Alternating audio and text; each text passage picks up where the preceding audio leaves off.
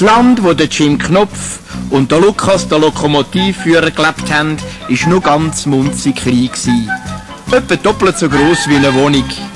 Wenn man über Grenzen wollte, hat man nasse Füsse bekommen. Lummerland war nämlich eine Insel gewesen, weit aus in einem endlosen Ozean. Mitten auf dem Insel hat es einen hohen Berg gehabt, mit 2 Gipfeln.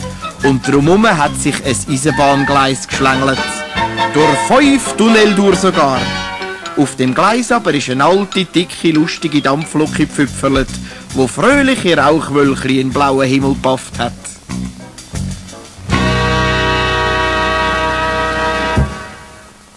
Lummerland Hauptbahnhof, Endstation.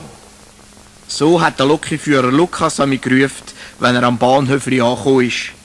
Der Lukas war ein kleiner, rundlicher Mann, der Tag und Nacht den Dächerkappen und sein Lokführerübergewändchen angehabt hat.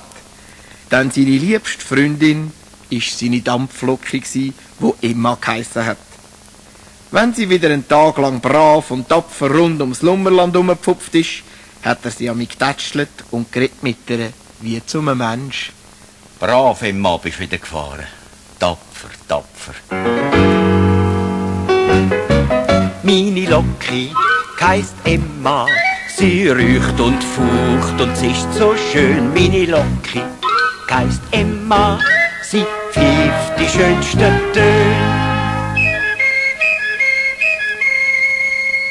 Ist Emma auch ein bisschen dick und auch schon ziemlich alt.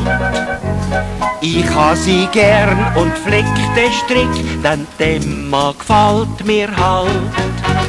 Wenn ich sie führen und das Feuerli schüre, dann fängt's an dampfen und Kölben stampfen. Sie saust bergab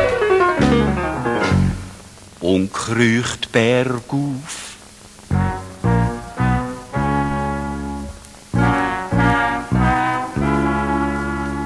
Wenn's runtergeht, fällt's an der Bremse, wenn's raufgeht, am Schnuff. Meine Locke heisst Emma, die schönste Locke auf der Welt. Meine Locke heisst Emma, ich geb sie um kein Geld.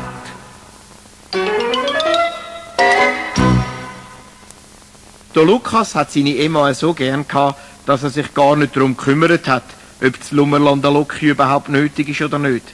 Wegen hat sie nämlich keine gehabt zum Ziehen. Und auf der ganzen Insel haben auch nur 5 Menschen gelebt, die hätten mitfahren können. Der Herr Ärmel war von Beruf Spaziergänger. Man hat dann vom Morgen bis zum Abend gesehen spazieren. Immer mit einem Gox auf dem Kopf und einem zusammengerollten Regenschirm in der Hand.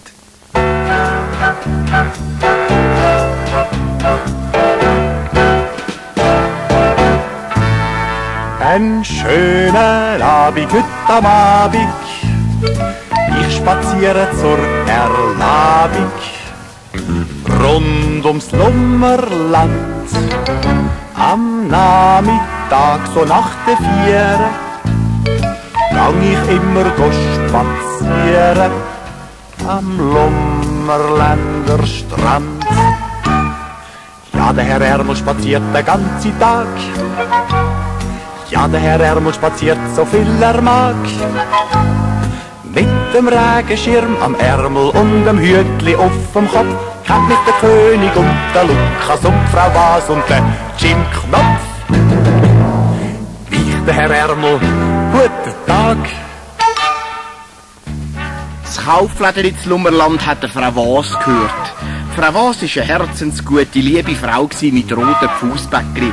Sie ist den ganzen Tag in ihrem Laden gestanden, hat Kunden bedient und Eperi-Glasse gemacht. Und zu Abend war sie dann rechtschaffen müde gewesen. Hörst höchste Zeit, meinen Krämerladen zu schliessen. Wirklich, es kann nicht schaden. Ständig kommen die Kunden zu laufen, denn bei mir gibt's alles zu kaufen. Spaghetti, Zahnpasta und Salametti. Herdöpfel, Kaugummi, Milch und Salat. Andenken, Schuhbändel, Salz und Spinat.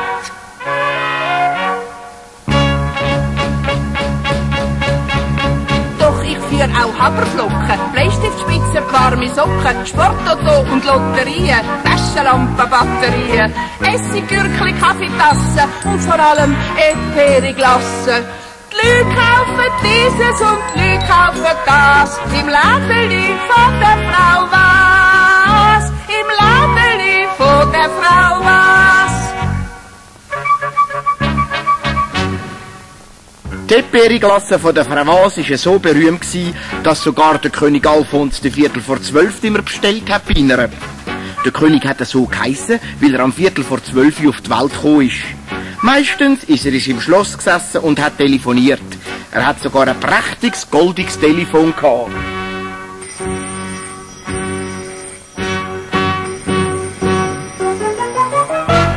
Hallo, hallo, was sagen Sie, wer ist dort? Hallo, hallo, da redet meine Majestät, der Alfons, der 11:45, der König von Lummerland. Hallo, hallo, wie bitte, verstehen Sie mich nicht? Hallo, hallo, ich höre nichts, ach, das ist jetzt blöd. Der Alfons, der 11:45, hat das Telefon in der Hand. Was sagen Sie, Sie haben die Verbindung verloren, glaub ich, dass Sie haben ein paar Schübling in den Ohren. Ein Knopf in der Leitung, ja, sagen Sie es gleich, ich kann leider nicht länger telefonieren. Entschuldigung, aber ich sollte regieren. Hallo, hallo, verstehen kein Wort, was der sagt. Hallo, hallo, es tut mir auch grüßeli leid, ja, läutet Sie noch einmal an. Auf Wiedersehen, guter Mann. Was redet auch der für eine Sprache? Einmal am Tag, der König Alfons hat gerade sein goldiges Telefon aufgehängt, ist der Herr Ärmel am Schloss vorbeigespazierrt und der König hat ihn angewunken. Er hat ihm aufgetragen, er soll den Lokführer Lukas aufs Schloss schicken. Er, der König, hat etwas Dringendes zu besprechen mit ihm. Der Herr Ärmel war eigentlich gerade auf dem Weg zu der Frau Was gewesen. Er ist sich ein Eperi-Glasse gekauft und hat geschleckt daran, dass es eine wahre Freude war. Eperi-Glasse. Phänomenal. Aufpassen, Herr Ärmel, es tropft. Der Herr Ärmel hat dann noch ein Reiseandenkerchen gekauft. Trotzdem er ja selber von Lummerland war. Und hat mit der Frau Was noch ein bisschen geplaudert.